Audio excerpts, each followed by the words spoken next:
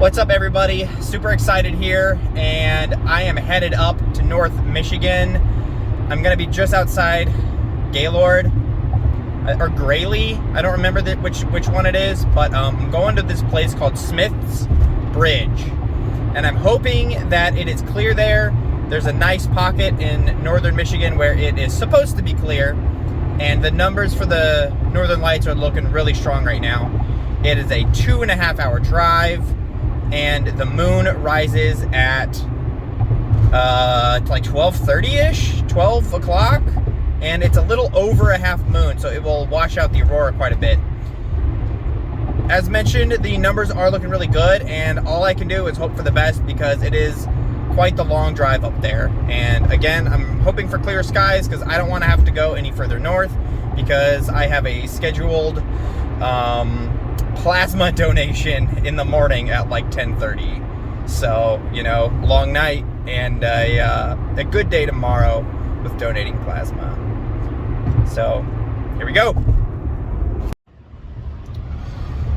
Well, this is a bummer. The storm really died down and I didn't make it. So, it looks like I actually went past Grayling and ended up more in Gaylord, and I was trying to get to 40 Mile Point Lighthouse, didn't make it. The storm really died down. The BZ jumped north a lot. It's like plus 10 now. It's basically this, you know, it went from GW 77 to GW 20.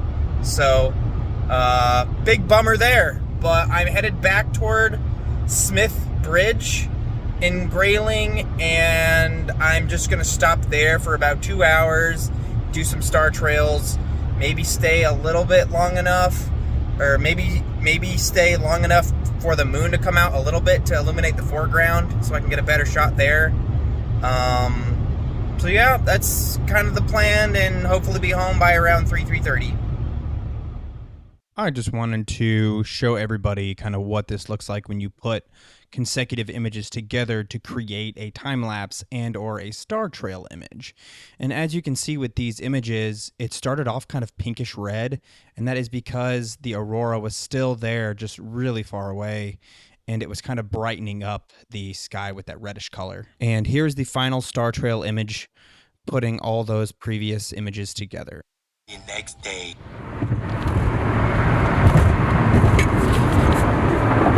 Hey, YouTube, what's up? It is JM Naturescapes. It is about 2:45 in the morning, and we are on our way to Little Sable Lighthouse to do some time-lapse work of the aurora.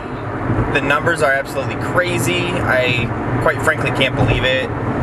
The numbers have been crazy since like 4 o'clock. And it has been just kind of non-stop clouds for a while. I should be there in about an hour 15, and it looks like there's a pretty big gap in the clouds coming, and I hope that it ends up working out in our favor.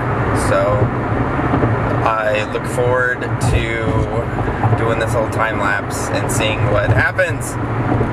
So thanks so much.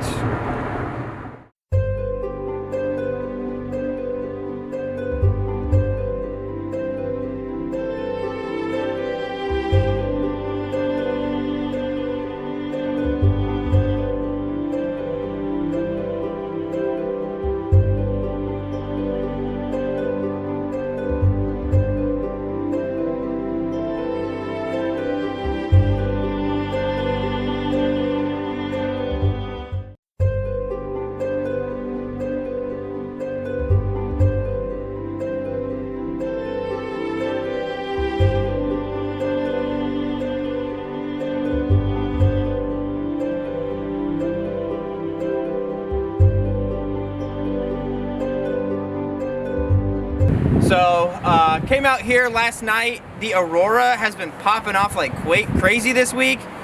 I did go out last night to a new spot, and unfortunately the storm did die down before I was able to get out there. And luckily, last night, the Aurora was a solid, I mean, it's still going on strong right now. It's been almost, I don't know, maybe 16 hours. It's been going super strong for a long time.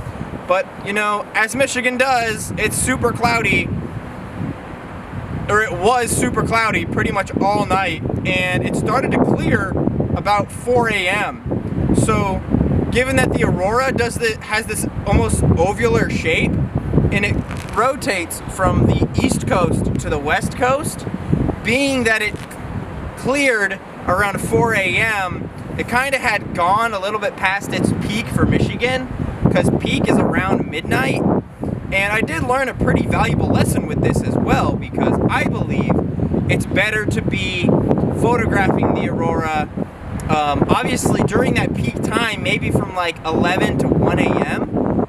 And we were getting some great photos in a Facebook group I'm a part of, even as early as 8 p.m.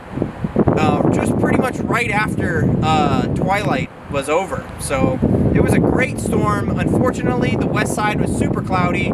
It didn't clear until I mentioned about 4 a.m. So got out here, set up the time lapse, got all my settings figured out. So I wanted to talk a little bit about settings for night photography time lapses and kind of how the different settings play into each other. If you're interested in doing time-lapse photography, I recommend the following gear. And external battery pack is awesome. The next one would be a dummy battery, and that is essentially a fake battery that your camera thinks is a real battery that has a cable that goes out of the camera and you can plug into an external power source. So, you know, your regular Canon or Nikon, whatever Sony battery that goes into your camera, you know, may last you a couple hours, 4, 5, 6 hours if it's a good battery, on a continuous shooting. And on a cold night, it'll last about half as long. Mine typically lasts me about 2.5, 3 hours, and I have the strongest battery for my 5D4 I can buy. It's a knockoff, but whatever. And an external battery pack lets me shoot all night, no problem. It is awesome.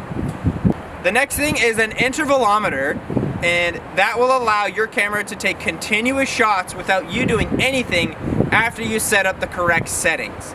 So, what kind of settings do you need for your time lapse? Now, this is very specific to at night, because at night, during peak darkness, no twilight, you know, first, second twilight, none of that stuff, just night when it's pure, steady darkness, you don't have to change your settings once you get everything dialed in.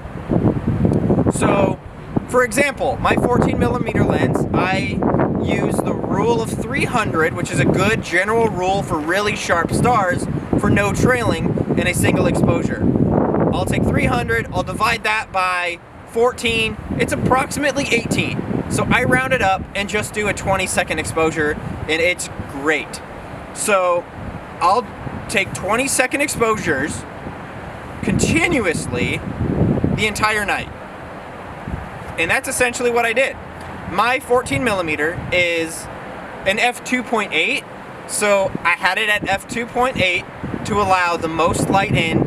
Your lens might be better, it might be faster.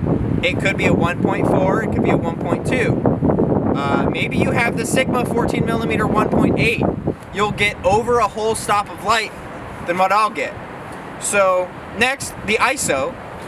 We had about maybe a 45% moon, maybe 50. So I backed off on my ISO just a little bit. I did ISO 3200, and obviously I said 20 seconds, and I was at f2.8. I was happy with the exposure. I could always edit the exposure later and then put it into Lightroom time-lapse to create the time-lapse. So again, let's go over settings.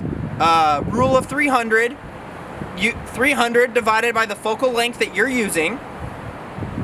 Then at night, typically the fastest aperture that you can use for your lens. And then ISO is going to depend on your environment. That is going to be, light pollution is going to be a factor. Lights in frame are going to be a factor. I like to shoot in Bortle 3 or less, and my typical settings for single exposures are anywhere from single exposures, I would say 3,200 to 12,800 on a new moon. I've been in some Bortle 1 locations and I'm cranking that ISO up there, which is why I prefer the Star Tracker, so I can lower the ISOs. Again, this has been Justin with JM Naturescapes, and thank you for watching, and I hope you have a wonderful day. We'll be right